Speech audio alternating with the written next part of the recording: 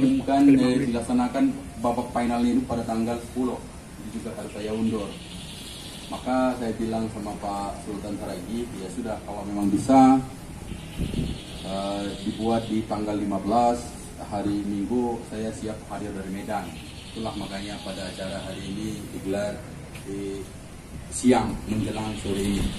Baik Bapak dan Ibu, tanpa berpanjang kalam sebenarnya, buku ini saya tidak tahu apakah Bapak Ibu sudah dapat, dan saya dari pagi terburu-buru. Saya nggak tahu apakah ada di mobil atau sebagian nanti bisa diambil atau akan bisa kirimkan lagi dari Medan.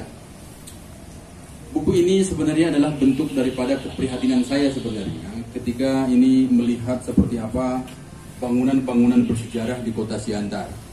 Semenjak tahun 2008 Bapak dan Ibu sekalian, saya juga itu getol ya di kota Medan, ya di kota Medan untuk melestarikan, ya aktif untuk melestarikan bangunan-bangunan bersejarah peninggalan periode perkebunan di kota Medan. Gitu. Dan penting kita ketahui bahwa perkebunan, saya harus katakan ini, bahwa perkebunan ini adalah awal mula modernisasi di Sumatera Timur. Ya, perkebunan adalah awal mula modernisasi di Sumatera Timur. Ada banyak referensi yang menjelaskan ini, ada banyak buku yang menjelaskan ini. Gitu. Medan itu tahun 1863 itu adalah sebuah kampung kecil. Itulah sebelum ke Siantar. Medan itu tahun 1863 itu adalah sebuah kampung kecil yang berkisar di sekitar Sungai Deli, pertemuan Babura dan Patani, dan terbentuk ini. Kedua sungai ini bertemu di belakang di belakang Mall Podomoro. Nah, kampung Medan itu, kalau kita merujuk kepada John Anderson tahun 1823 yang datang ke Sumatera Timur, dia menyebut bahwa kampung Medan itu sekitar 3 jam perjalanan dari Belawan. Penduduknya itu hanya tidak lebih daripada 2.000 orang. Itulah kondisi kampung Medan tahun 1823. Sementara pusat kerajaan Melayu di Delhi itu adanya di Labuhan Delhi. Foto istana itu pun ada di saya. Itu tidak lebih daripada istana. Itu sebenarnya rumah berbentuk joglo, cuman dia lebih menonjol dari rumah masyarakat. Gitu. Nah, kemudian ketika tahun 1863 perusahaan perkebunan yang dipioneri oleh Jacobus Nienhuys itu datang ke Sumatera Timur, uji coba tahun 62 itu gagal, uji coba yang kedua Maret tahun 1864 itu berhasil di Tanjung Sepasai, itu di kawasan Martubung, gitu. Barulah kawasan pantai timur Sumatera Utara ini dilirik oleh orang-orang Eropa. Maka Jacobus Nienhuys itu 5 tahun di sini, dia balik ke Belanda. Tahun 1869 dia mendirikan perusahaan yang sangat besar, Namlus Penosta ataupun perseroan terbatas Delhi Maskapai. Inilah perusahaan paling besar dan terluas di Sumatera Timur. Kalau kita baca kontraknya pada saat itu, kontrak konsesi tanah, itu kontrak tanah yang diberikan oleh Sultan Delhi kepada Delhi Maskapai ini. Ini ada mulai dari Sungai Ular sampai ke Sewampu, separuh Deli Serdang, seluruh kota Medan, seluruh Binjai, dan separuh itu Kabupaten Langkat. Inilah yang digadaikan oleh Sultan Delhi kepada Delhi Maskapai. Akhirnya kemudian misalnya masuklah Poland Estate dari Polandia, diberikanlah izin untuk mengusahakan perkebunan di kawasan Polonia. Poland Estate lama-lama berubah menjadi Polonia. Ada pengusaha dari Amerika Serikat, dari Maryland, diberikan izin untuk membuka usaha di kawasan Maryland. Maryland lama-lama berubah menjadi Maryland. Ada juga pengusaha dari Swiss, Helvetica Estate, diberikan lahan perkebunan di kawasan Helvetia saat ini. Ada juga Arnemia, itu dari Belanda, di Batubara, di Pancur Batu. Ada juga Moravia dari Swiss, itulah Tanjung Moravia hari ini ataupun Tanjung Morawa. Ini semua nama-nama dari luar, bukan khas dari kawasan Medan sekitarnya. Nah, itu berkembang. Tahun 1883, eksploitasi lahan perkebunan di Medan, di Delhi dan sekitarnya ini sudah selesai. Maka harus ada perluasan ataupun ekspansi perkebunan. Diliriklah kota Siantar. Diliriklah kota Siantar. Siantar pada saat itu masih terfokus di sekitar Pulau Holak ataupun Pamatang hari ini. Istana Raja Siantar di situ masih ada. Mungkin ada saya sisipkan di dalam potret di dalam buku ini. Bagaimana istana Raja Siantar itu dulu besar sekali, tapi istana itu terbakar tahun 1919. Arsitekturnya itu adalah rumah adat Simalungun. Itu terbakar. Ketika Belanda juga masuk kemari dan dibentuk Medan dan Siantar ini sebagai gemeente ataupun kota praja tahun 1917, istana itu masih ada.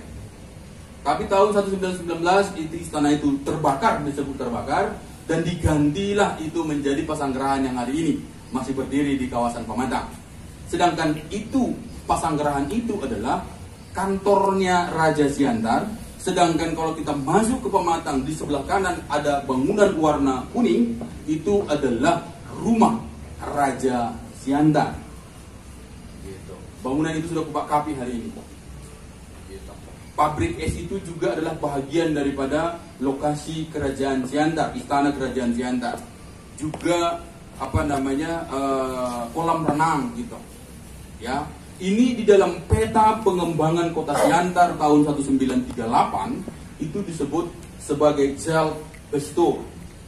Jadi itu adalah wilayah daripada pemerintah Swapraja. Dia tidak masuk ke dalam kota Pematang Siantar ataupun gemeente kota Siantar. Kota Pematang Siantar itu dibatasi oleh Sungai Bahbolon yang bermuara dari Aik Sijengesan di Aik Nauli sana sekarang. Disebut Aik Nauli, dulu namanya itu adalah Aik Bah Sijengesan, gitu ya. Itu itulah batasnya sampai ke kawasan Jalan Mataram. Luas kota Siantar ini ketika diresmikan sebagai gemeente tahun 1917 itu hanya 1014 hektar. Itulah awalnya embrio kota Siantar.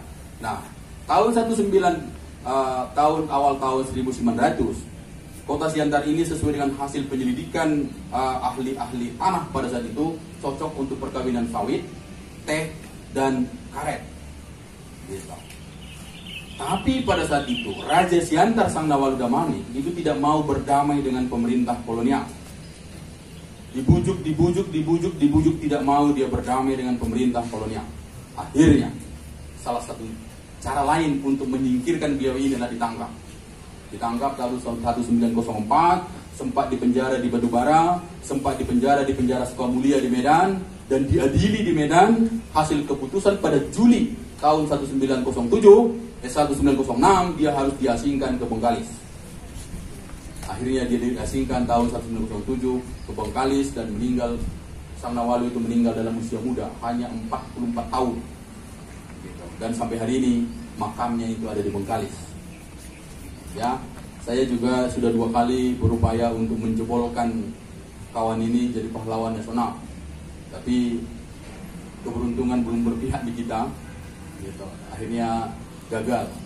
Ini berbarengan dengan yang disahkan sebagai pahlawan nasional dari Sumatera Utara kemarin, Gubernur Sumatera Utara yang pertama itu Muhammad SM Amin.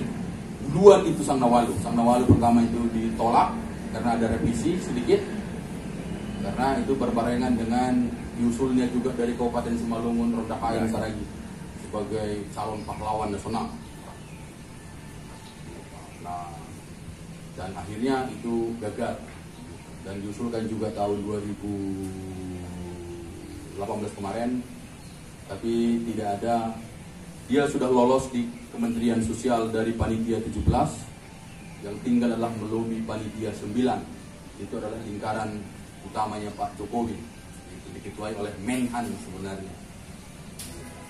Saya berharap kemarin itu orang-orang Trimedia, orang-orang PDIP dari pusat Sumatera Utara bisa melobi itu, tapi ternyata nggak juga, tertinggalkan itu.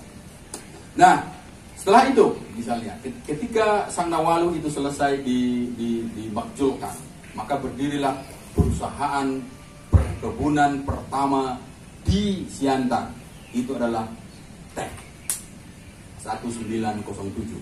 Tidak lama setelah Sang Nawalu itu ditangkap dan diasingkan ke Bengkalis, tahun 1907 berdirilah perkebunan teh di Siantar, Naga Huta yang paling terkenal.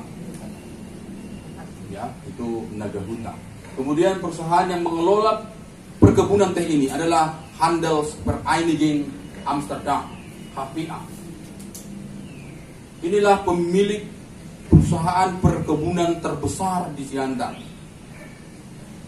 Mereka ini mengelola berbagai komoditas perkebunan, termasuk teh yang pertama, kemudian itu kelapa sawit dan karet. Dan sebahagian daripada perusahaan ini memiliki perkebunan coklat di sekitar Tanah Jawa. Gitu. Tanah Jawa ke sana berbatasan dengan Asahan, itu dikuasai oleh RCMA. Ya, ini adalah pabrik pengusaha perkebunan dari Belanda, tapi bukan HPA. Sampai ke kisaran itu dikuasai oleh HPM, Holland Amerikaanse Plantation Maskapai.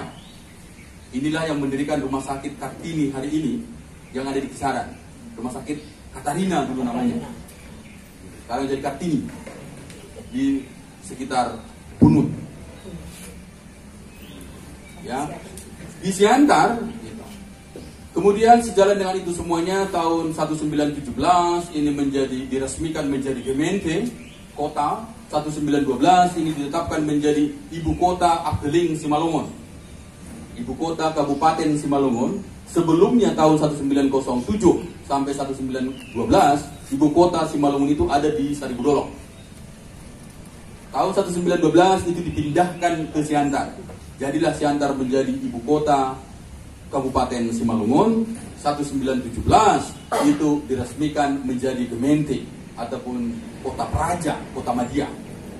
Ya, 1917 itu. Nah ini penting kita cermati. Semenjak Sang Nawalu itu dimakjulkan menjadi raja yang resmi di Siantar, tidak pernah lagi di sini putra mahkota menjadi raja. Ketika Sang Nawalu itu dimakjulkan, maka yang menjadi pewaris, yang menjadi pemangku kerajaan Siantar itu, nanti ada Tuan Turi Alam dari Marihad, ada 3 mereka itu.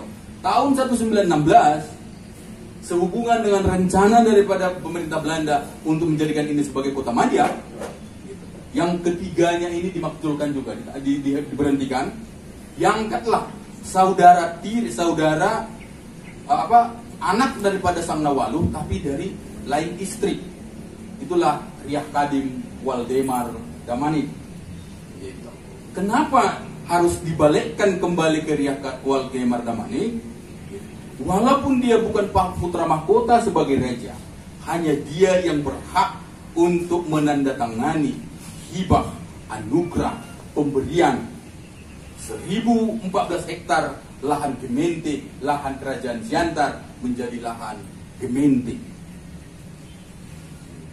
Hanya dia yang berhak menandatangani. Pemangku itu tidak berhak. Itulah administrasi kolonial. Maka tahun 1917 dikembalikanlah Riah Kadim Waldemar Damanik sebagai raja di Siantar. Dan pada tahun itu juga dia menandatangani penyerahan 1014 hektar lahan kerajaan Siantar menjadi Gemeente Siantar.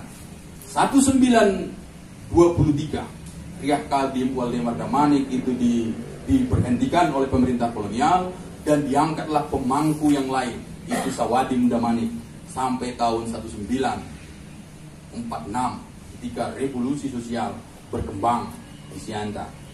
Nah, ketika ditetapkan sebagai Gemeente untuk merancang kota ini, ditetapkanlah sebuah badan ad hoc yang disebut dengan Naguri Rats, Dewan Naguri. Mereka inilah yang ditugasi sebagai TRTB-nya, tata ruang, tata bangunan, di mana yang akan dibangun kantor wali kota, Di mana itu dibangun esplanade ataupun kebun bunga hari ini, ruang terbuka hijau untuk umum. Di mana dibangun Siantar Hotel, di mana pemukiman orang Eropa di Siantar, di mana Chinatown di Siantar, di mana Indian Town di Siantar, di mana juga Inlander Town di Siantar. Itu diserahkan kepada Negori Rats. Negori Rats ini bekerja tahun 1917 sampai 1923. Maka kalau kita lihat peta pengembangan kota Siantar tahun 1923 itu sangat indah sekali. Gitu. Ya, Zelbesur Siantar itu berada di sekitar Bahbola. Gitu. Lokasi pemerintahan, kantor-kantor pemerintahan itu ada di pangkal daripada Jalan Sutomo ini. Ya, Jalan Sutomo. European Week, pemukiman orang Eropa ada di sekitar ini, Jalan Simbolo. Maka di dalam buku ini saya sebutkan dia adalah segmen Jalan Simbolo. Sekolah itu hanya boleh dibangun ke arah Jalan Asahan bawah, arah Jalan Asahan. Maka di sanalah berdiri Normal School, di mana dulu ayahnya Mangaraja Onggang Parlindungan itu yang menulis Tuan Kurau sebagai guru. Di sana juga sekolahnya khusus sekolah anak raja-raja, gitu, ya. Nah, di sana dibangun Chinatown ataupun Chinese Week dalam bahasa Belanda itu ada di sekitar Jalan Cipto, ya. Sedangkan orang-orang India itu ada di sekitar ke lapangan bola, ya. Terus juga orang-orang Jawa yang sebagai kuli perkebunan itu ditempatkan di barak-barak kuli yang ada di perkebunan, gitu.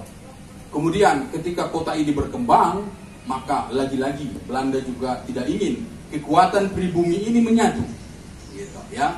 Maka dibuatlah polarisasi masyarakat di kota Siantar. Orang Jawa itu tinggal di Jalan Bali, orang Karo tinggal di Temuan, orang Mandailing itu tinggal di mana?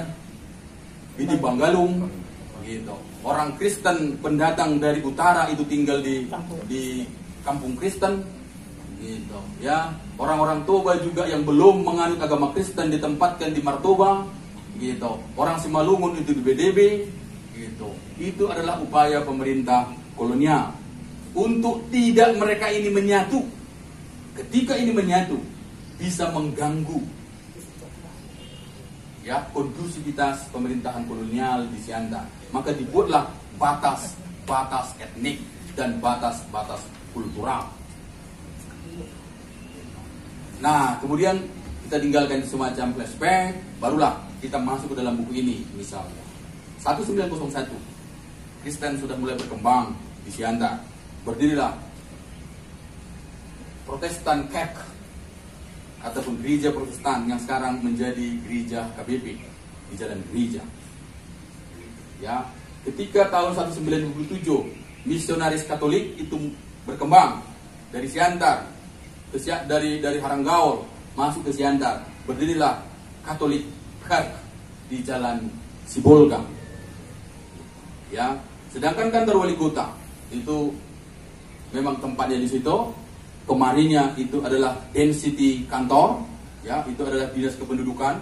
Sekarang kalau nggak salah itu menjadi kantor Bapeda. Kalau sampingnya, ya, terus itu esplanade di depannya, ya, itu saya gambarkan di sini. Esplanade dalam bahasa Belanda itu adalah ruang terbuka hijau untuk publik. Gitu. Itulah esplanade sekarang menjadi kebun bunga.